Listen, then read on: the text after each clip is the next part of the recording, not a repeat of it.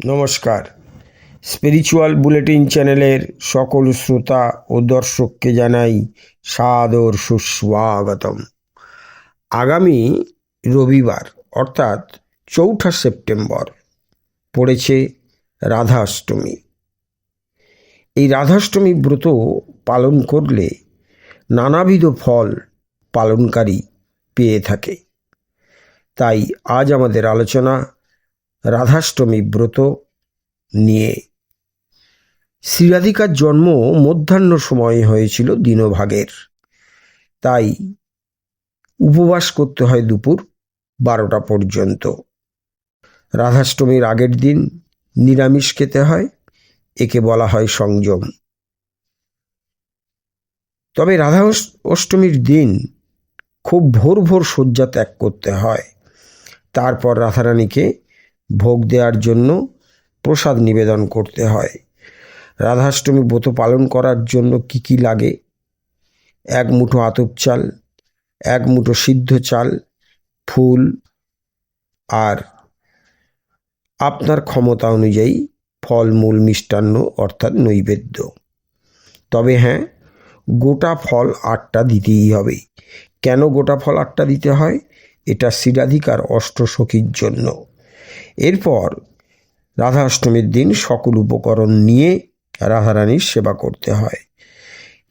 এরপর ব্রতের পরদিন ব্রাহ্মণ বৈষ্ণবদের ভোজন করাতে হয়। এভাবেই সম্পন্ন হয় রাধা অষ্টমী ব্রত। এখন প্রশ্ন হলো, রাধাষ্টমী উপাসনা পদ্ধতিটি কেমন সেটা এবার বলি। সূর্যোদয়ের আগে এই দিন অর্থাৎ 4 সেপ্টেম্বর রবিবার ঘুম থেকে উঠে স্নান সেরে পরিষ্কার পবিত্র পোশাক পরতে হবে। ঠাকুর ঘরে লাল বা হলুদ কাপড় পেতে তার উপরে শ্রীকৃষ্ণ এবং শ্রীরাধিকার মূর্তি স্থাপন করতে হবে। পাশাপাশি পুজোর ঘটও স্থাপন করতে হয়। পঞ্চামৃত দিয়ে রাধা ও কৃষ্ণের বিগ্রহ স্নান করাতে হবে। এরপর এই রাধা এবং কৃষ্ণকে নতুন বস্ত্র পরিয়ে মনের মতো সাজাতে পারেন, অলঙ্কারও দিতে পারেন। তবে হ্যাঁ, নিয়ম মেনে পুজো করতে হবে। ফুল ফল নৈবেদ্য সাজিয়ে দিতে হবে। প্রয়োজনে ভোগও নিবেদন করতে পারেন। এরপর রাধা কৃষ্ণের মন্ত্রগুলি জপ করবেন ও রাধা কৃষ্ণের আরতির শেষে পুজো সমাপন করবেন। এবার বলছি রাধা অষ্টমীর তাৎপর্য। রাধাকৃষ্ণ ভক্তদের জন্য রাধা অষ্টমীর বিশেষ তাৎপর্য রয়েছে। হিন্দু শাস্ত্রে একটি বিশ্বাস রয়েছে যে যিনি এই ব্রত পালন করেন তার কোনোদিনও অর্থের অভাব হয় না। শ্রীকৃষ্ণ ও রাধা আশীর্বাদ করেন তার ভক্তদের। রাধাষ্টমী ব্রতের মাহাত্ম্য কি? প্রথম, ভাদ্র মাসের শুক্লপক্ষের অষ্টমী তিথিতে মধ্যাহ্নকালে জন্মগ্রহণ করেছিলেন শ্রীরাধিকা বা রাধারানী। সেই জন্য প্রতি বছরই ভক্তরা এই দিনটি অত্যন্ত শ্রদ্ধার সঙ্গে পালন করে থাকেন।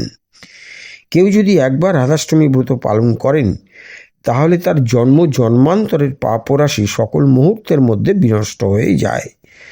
রাধাষ্টমী ব্রত লক্ষাধিক একাদশী ব্রতের সমতুল ফল প্রদান করে। রাধাষ্টমী ব্রত পালন করলে সমস্ত পবিত্র নদীতে স্নান করলে যে পুণ্যফল পাওয়া যায় সেই পুণ্যফল লাভ হয়। শাস্ত্রে আরও বলা হয়েছে যে এক পর্বত প্রমাণ সোনাদান করলে যে পরিমাণ পুণ্য লাভ হয়, এক রাধাষ্টমী ব্রত পালনে সেই পরিমাণ পুণ্যফল লাভ হয়।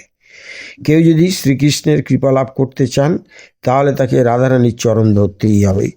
রাধার কৃপা ভিন্ন কৃষ্ণ লাভ হয় না।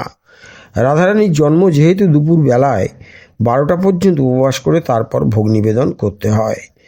রাধারানীকে ভোগের উপাদান হিসেবে দুধের তৈরি উপাদান দিতে হবে। ভোগ নিবেদন করার আগে অবশ্যই তুলসী পাতা দেবেন। এই দিন যদি তিলক কেটে তারপর রাধারানীর সেবা করা যায় তাহলে রাধারানী আরও বেশি তুষ্ট হন। আশা করি আজকের আলোচনা সত্যিই আপনাদের খুব ভালো লেগেছে। আর ভালো লেগে থাকলে প্রতিদিন যেভাবে লাইক, শেয়ার, কমেন্টস করেন তেমন করবেন। আর যারা এখনও আমাদের এই চ্যানেলটি সাবস্ক্রাইব করেননি তারা অবশ্যই চ্যানেলটি সাবস্ক্রাইব করে আমাদের পাশে থাকবেন। সকলে খুব ভালো থাকুন, আনন্দে থাকুন। নমস্কার, ধন্যবাদ।